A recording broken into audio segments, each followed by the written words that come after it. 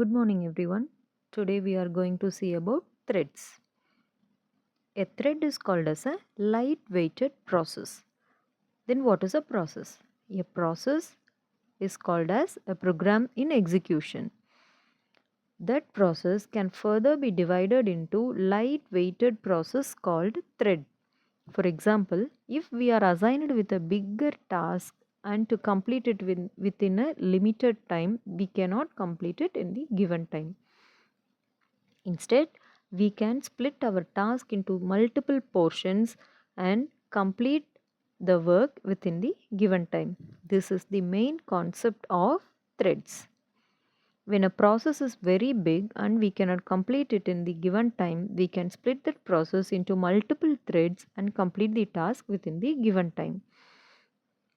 Each thread has its own program counter, stack, and local variables, and all the threads live in the same memory space. Each thread does not require separate memory space, but it is not in the case of multiprocessing. In multiprocessing, each process requires separate memory space. As we are splitting a same process into multiple threads, the space allocated for that particular process can be used by all the threads for their execution.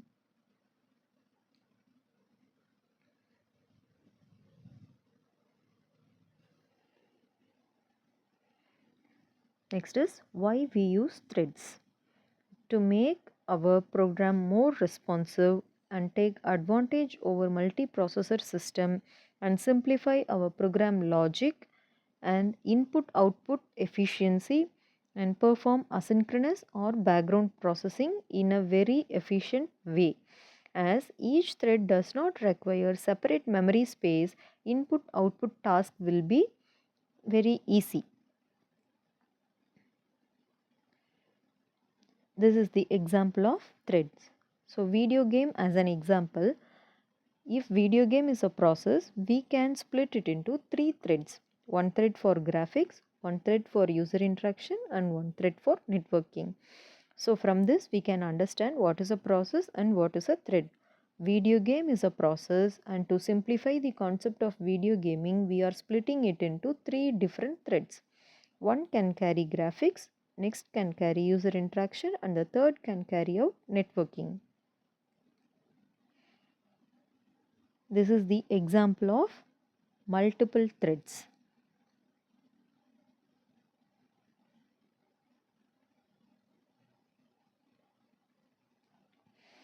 A person working in a computer can do multiple process at a given time.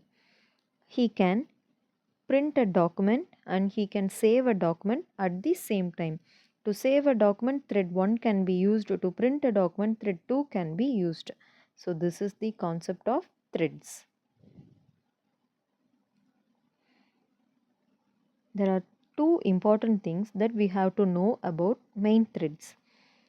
It is the thread from which other threads will be produced. Additional threads are created through the thread constructor or by instantiating classes that extend the thread class. The commonly used constructors are listed here.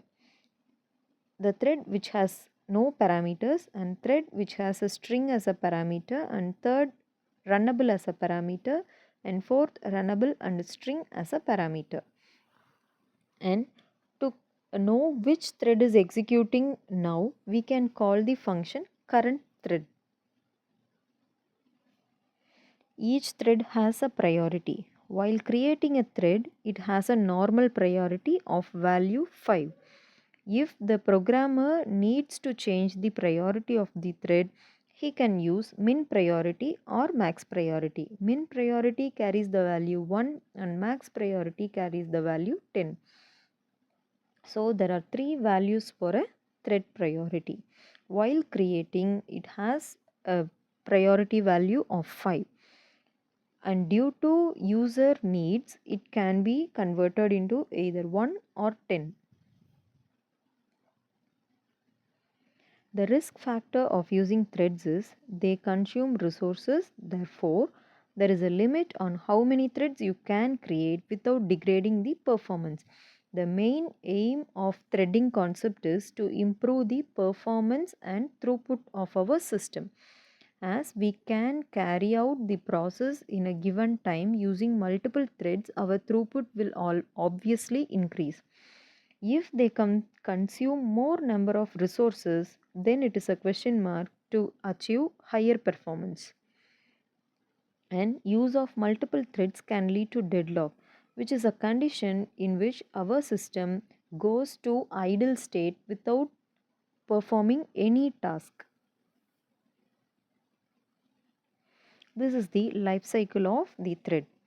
So at during creation, the thread has a state called new, and when we call the function called start, it goes to runnable. When we call function called stop, it goes to dead or terminated.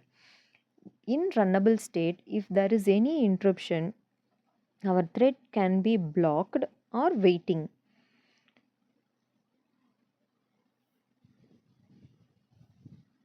So these are the states of a thread: new, runnable, blocked. A thread becomes not runnable when one of these events occur. When a thread is asked to sleep, then it goes to sleep state and we don't know about the existence of the thread.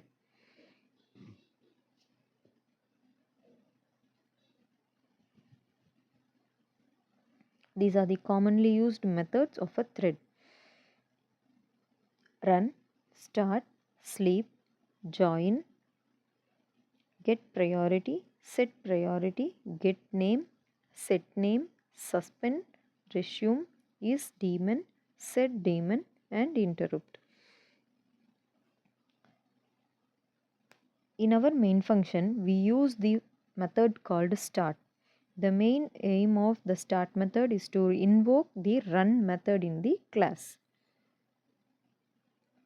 Get priority is used to return the value of the priority which is assigned to the particular thread.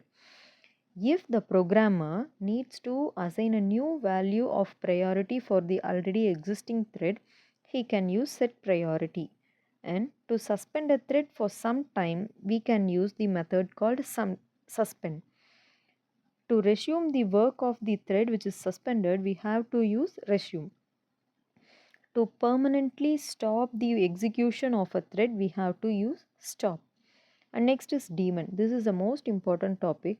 A daemon thread is a thread for which is used for uh, working of another thread. A daemon thread is called as a worker thread. We can set any thread to daemon thread by calling the value set daemon.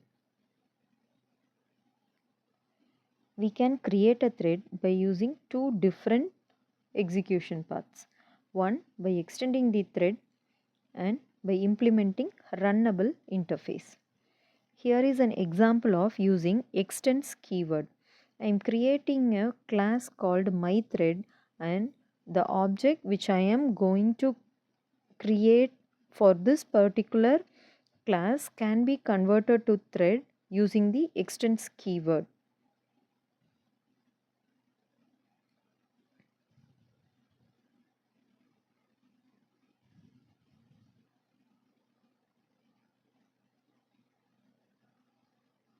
What if we call run method directly without using start method? The start method is mainly used to call the run method. When we are not using the start method, then our program won't be allocated a new call stack and it will start running in the current call stack, that is the call stack of the main thread. Hence, multi-threading won't be there. A thread cannot be started twice. If you try to do so, illegal thread state exception will be thrown. These are the basic concept about threads.